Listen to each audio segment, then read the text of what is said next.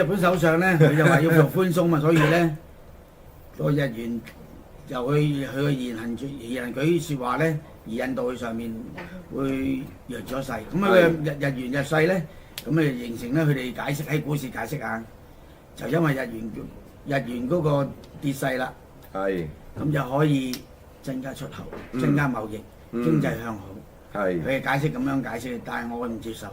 係我只睇到就係再高少少咧，應該就係因為有個好明顯跡象出現嘅，日本嘅通脹出現，佢減息減唔到。咁如果真係俾美國逼到佢加息咧，就兩個世界㗎。係啱啊，即係。所以而家我淨係睺上面嚟揸日元，嚟做咯，係啦，咁嘅意思啊。好啊。咁既然大家都留意翻啦，即係呢個數字啦，即係而家154.1啦，而家呢個數字啦，佢越高嘅話咧，越number越大，即係代表咧就係日元咧嗰個即係貶值嘅嚇，細 number 越細咧就係日元升值嘅嚇，呢個係倒轉嚟做嘅嚇，倒轉嘅嚇。佢又差唔多叫每1美元對幾多美元咯？對幾多日元啦？係咪？係元。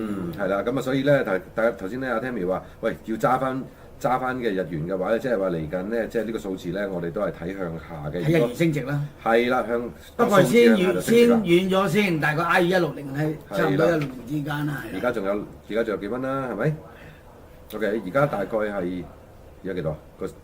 而家係目前係講緊154點，即係跌咗可以試探性咧，係158開始可以試探性㗎啦。好啊。第一注入啦，係啦。好嘅，OK。